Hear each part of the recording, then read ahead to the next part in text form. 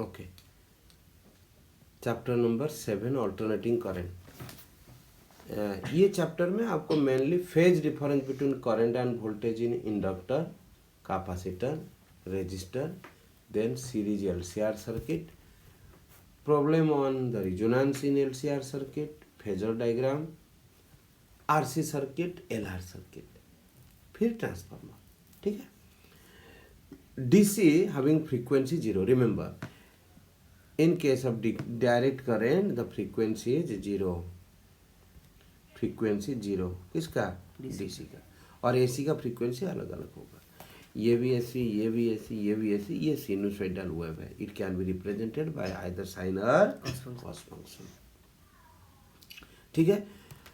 तो generally AC is represented by I is equal to I naught sine omega t. What is I naught? Peak value. I is instantaneous value, and when time changes I also changes. अब देखिए, ना come two phase difference. ये phase difference, अच्छा terminology, क्या क्या relation आपको मालूम होना चाहिए। देखो, जब ये ऐसी होता है, ये पीक वैल्यू को I नॉट कहते हैं। ठीक है। तो इसमें क्या होगा, I हो गया instantaneous current, I not is peak value, एक होता है IRMS। क्योंकि अल्टरनेटिव करंट में करंट बढ़ेगा घटेगा, तो इसलिए एक इक्विवेलेंट करंट लेने के लिए RMS करंट लेते हैं। IRMS is equal to I naught by √2।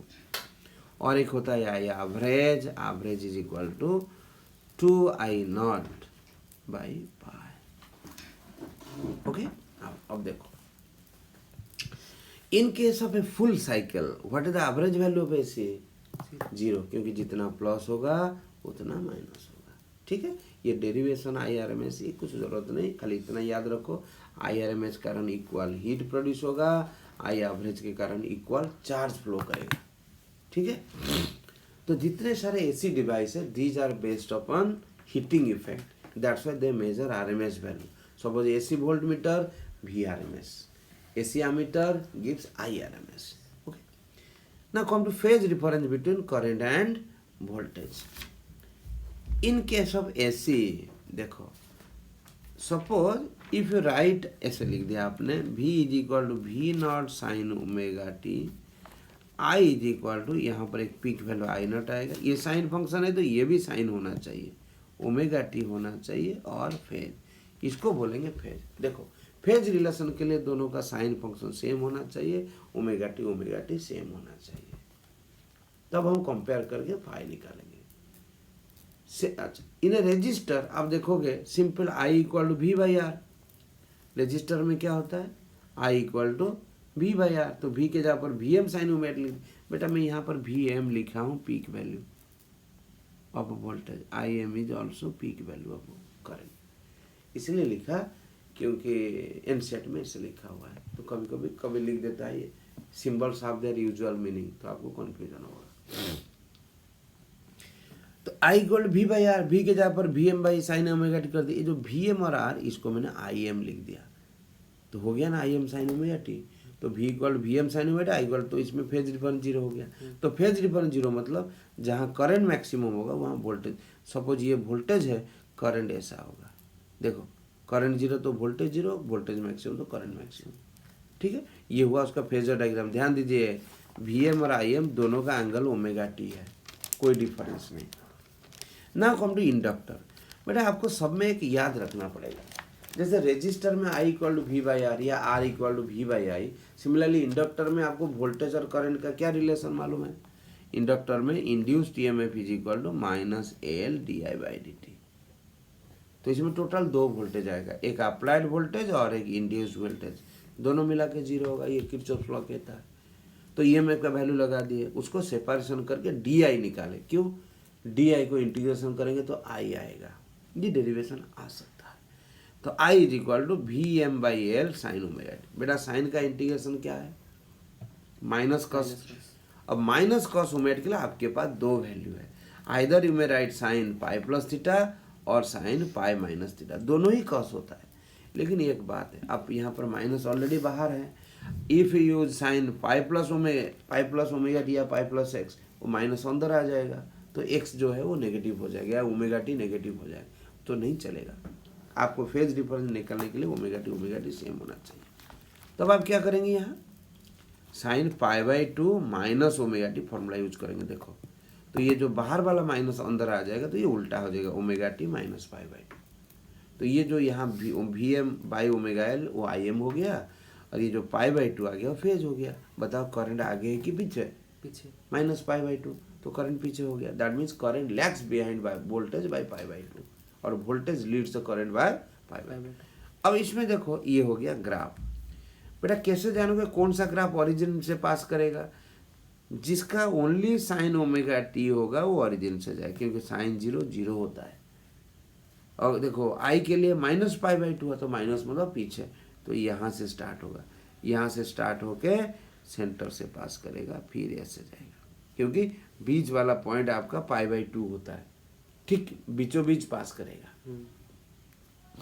इसमें देखो वी एम का एंगल हो गया ओमेगा टी, आई पीछे है तो यहाँ से 90 डिग्री पीछे, पीछे मतलब राइट एंगल, यहाँ से पीछे जाओगे तो इधर जाना पड़ेगा, आगे जाओगे तो इधर जाना पड़ेगा। ये हो गया आपका फेजर डायग्राम। तो रेजिस्टर में आपने कैसे निकाला आई? V/R। इंडक्टर में कैसे निकाला I? EMF equal to minus dL/dt। अब कैपेसिटर में क्या करोगे? आपको क्या पता है कैपेसिटर के बारे में? Capacitor is equal to Q/V, यहाँ से Q मिल जाएगा, और I is equal to dQ/dt। Derivative कर तो आ जाएगा। याद रखो इंडक्टर में इंटीग्रेशन करेंगे, कैपेसिटर में डेरिवेटिव करेंगे तो I आ जाएगा, समझे? तो I is equal to dQ/dt, Q हो गया CV0, C हो गया VM sine omega t. Sine का डेरिवेटिव क्या होता है? कॉस होता है। अब देखिए इसमें ओमेगा टी प्लस π/2 यूज किया, माइनस वाला नहीं लिखा, क्यों? मुझे ओमेगा टी को प्लस रखना है, तो आ गया ओमेगा टी प्लस π/2। इसमें करंट π/2 आगे हो गया। तो इंडक्टर में करंट पीछे रहता है, कैपेसिटर में करंट आगे रहता है π/2। अब इसका ग्राफ क्या होगा? V तो ओरिजिन से स्टार्ट हो गया, जबकि I देखो ऊपर से आया। ऊपर क्यों आया? क्योंकि इसमें आगे होता है π/2, और ये VM हो गया, इसमें π/2 आगे है तो इधर आ गया IM। ठीक है। नाउ जैसे ये पॉइंट बहुत इंपॉर्टेंट है, ये जो तीनों point resistance, inductive reactance and capacity. जैसे रेजिस्टर में IM is equal to VM/R हुआ, इंडक्टर में ओमेगा एल हुआ, और कैपेसिटर में 1/ωc हुआ, तो ये तीनों को रेजिस्टेंस या रिएक्टेंस कहते हैं।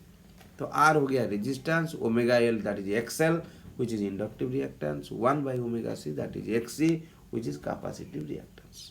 ठीक है। अब देखिए resistance doesn't depend upon frequency, inductive reactance directly proportional to frequency, that's why it is a straight line. Graph देखो it is inversely proportional to frequency, तो इसलिए देखो ये रेक्टेंगुलर पैराबोला हो गया, उल्टा हो गया नहीं। अच्छा अब बताओ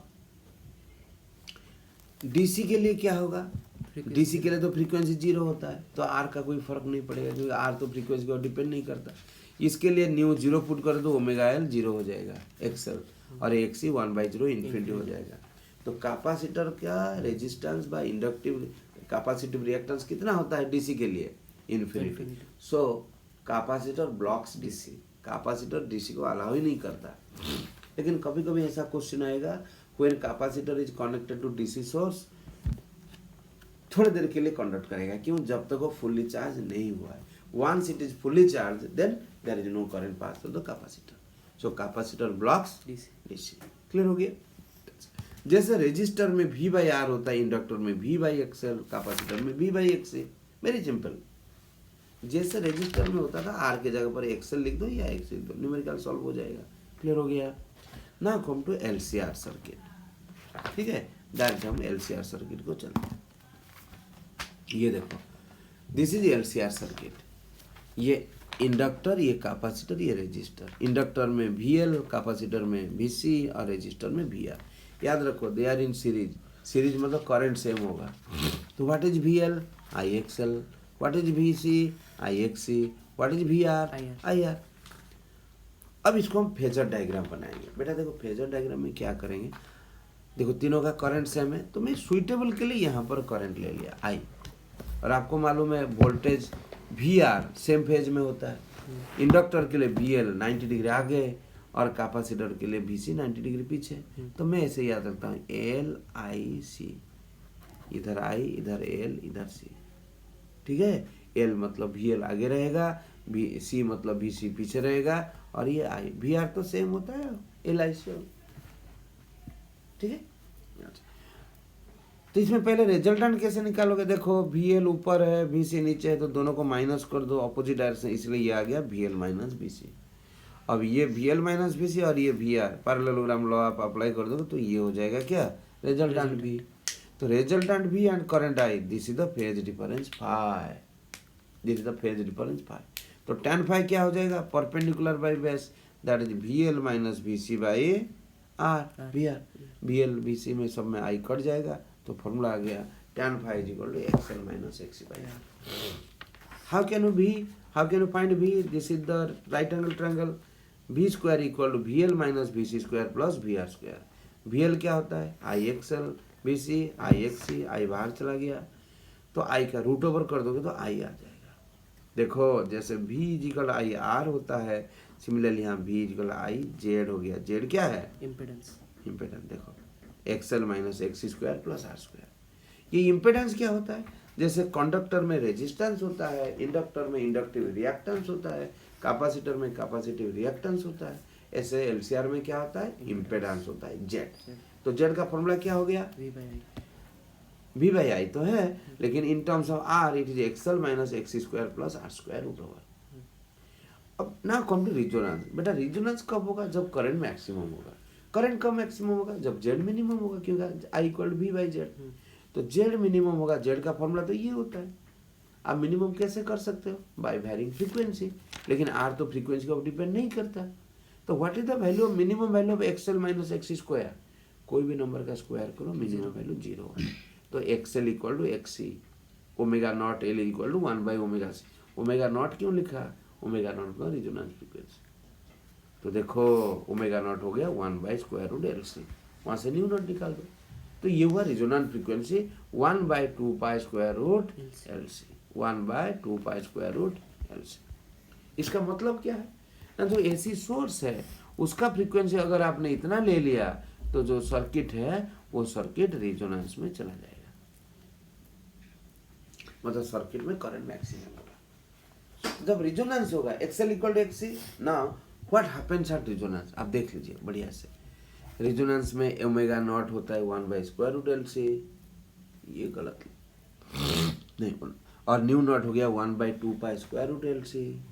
tan फाई होगा X L minus X C by R, but here X L equal to X C, तो बचेगा क्या zero, that means phase difference zero. याद रखना at resonance phase difference zero, V and I are in same position. Z equal R कैसे ना, XL XC zero हो गया minus करने से। V L equal to V C, मतलब बेटा देखो आपको कोई पूछेगा draw phasor diagram for LCR circuit at resonance, आप करोगे आई ऊपर वी एल, याद रखो इसमें वी एल और वी सी दोनों इक्वल हो जाएगा, ये बचेगा V R which is also V. क्यों, क्योंकि ये तो दोनों कैंसिल हो गया ना।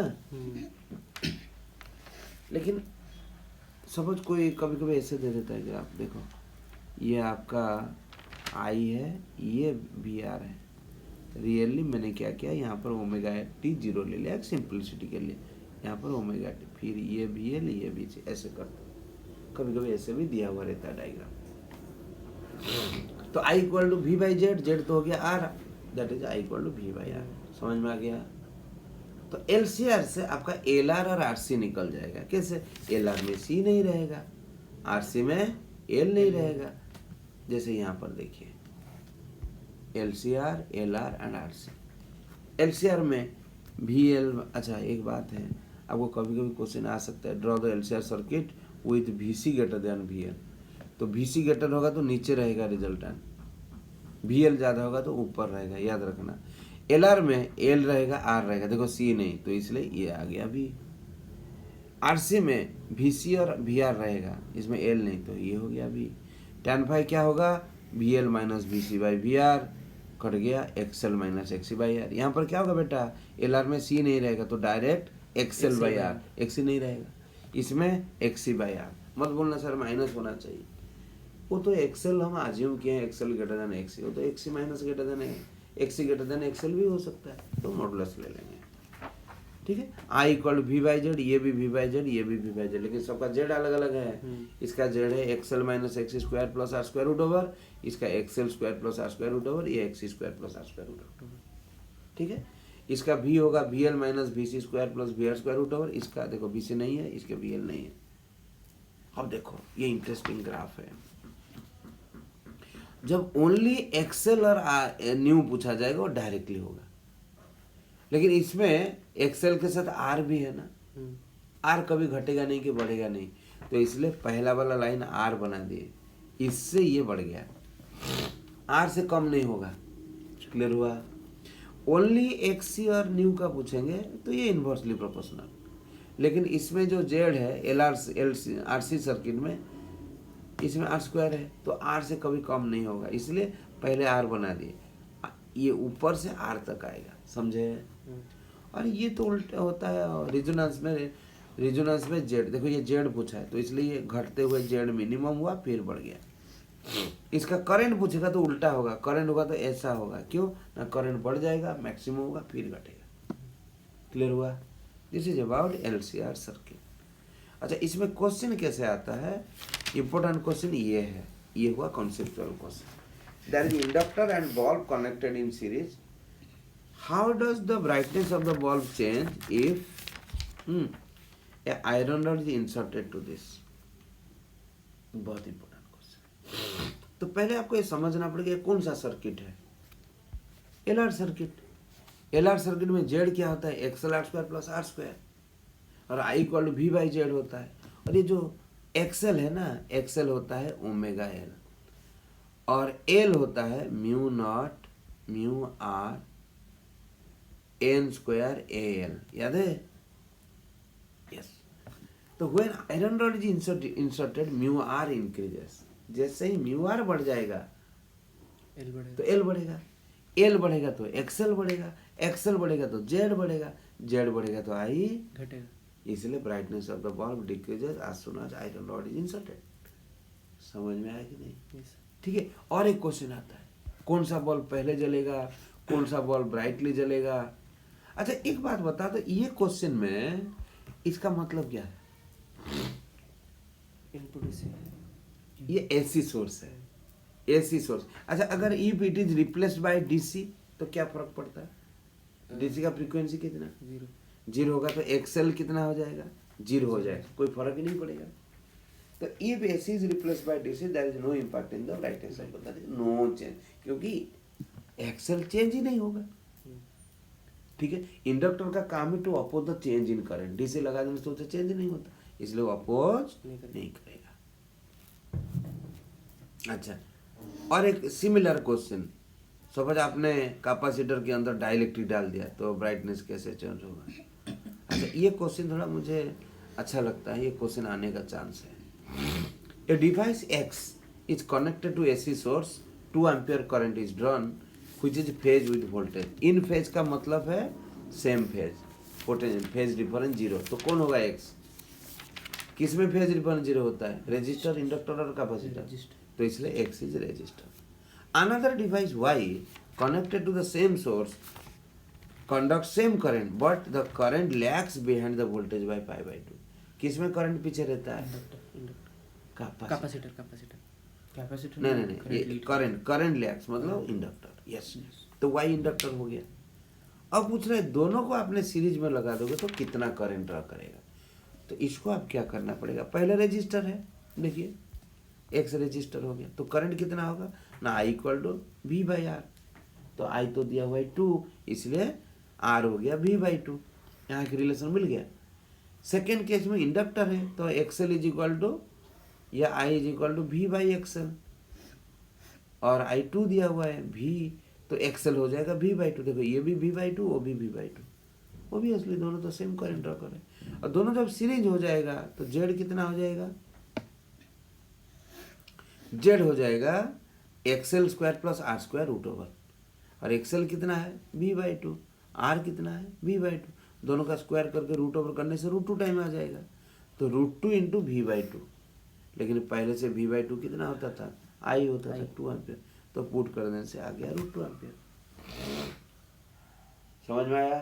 तो कैसे जानोगे, सेम फेज हो गया तो रेजिस्टर। करंट आगे, करंट आगे कैपेसिटर और वोल्टेज है इंडक्टर। ओके ना, ये power in AC circuit. Derivation इतना इंपॉर्टेंट नहीं, आपको याद रखना है कि in AC circuit power average या power equal V R M S I R M S into cos phi. Cos phi is known as power factor. Phi 0 होगा तो कॉस फाई मैक्सिमम होगा, तो पावर फैक्टर मैक्सिमम होगा। The power loss is maximum. In resistor phi 0, power loss is maximum, cos 0 1। Inductor phi 90 या pi by 2, cos pi by 2 0, no power loss. In capacitor also no power loss. ठीक है, आप देखिए power factor of LCR circuit. LCR circuit power factor is R by Z, क्योंकि cos phi is equal to R by Z, ये right angle triangle से आ जाएगा। ठीक है, अच्छा याद रखो, the power factor became 1 maximum at resonance. तो क्वेश्चन में दे देगा find the frequency of the AC source such that the power factor is maximum, तो इनडायरेक्टली रेजोनेंस का ही बोल रहा है। ठीक है, इसका एक क्वेश्चन हमेशा आता था पावर के ग्राफ के बारे में। यस, ये बड़ा इंपॉर्टेंट ग्राफ है, याद रखना बेटा। जब हम पावर निकालते हैं, पावर में फ्रीक्वेंसी डबल हो जाता है, 2 ओमेगा हो जाता है। ठीक है, तो ये जो ग्राफ है, क्वेश्चन पूछा जाएगा identify which represents power, current and voltage. ठीक है, जिसका फ्रीक्वेंसी डबल होगा वो होगा क्या, पावर। देखिए आपको कैसे मैं बताता हूँ। सपोज ये एक वेव है और एक वेव ऐसा दे दिया, ध्यान दीजिए। तो जो मैं बाद में ड्रॉ किया, ये 2 बार हुआ ना, इसका फ्रीक्वेंसी डबल है। तो जिसका फ्रीक्वेंसी डबल है वो तुरंत पावर हो जाएगा। बाकी जो रह गया वो वोल्टेज या करंट कैसे जानोगे। देखो suppose V equal V M sine omega t लिख दिया, इसका मतलब टाइम 0 होने से V 0, तो V ऑरिजिन से पास करेगा, बाकी जो बच गया करंट। अगर करंट दे दिया I is equal to I M sine omega T, तो I ऑरिजिन में पास करेगा, बाकी जो बच गया V। समझ में आया। अब मैं आपको क्वेश्चन दिखाता हूँ।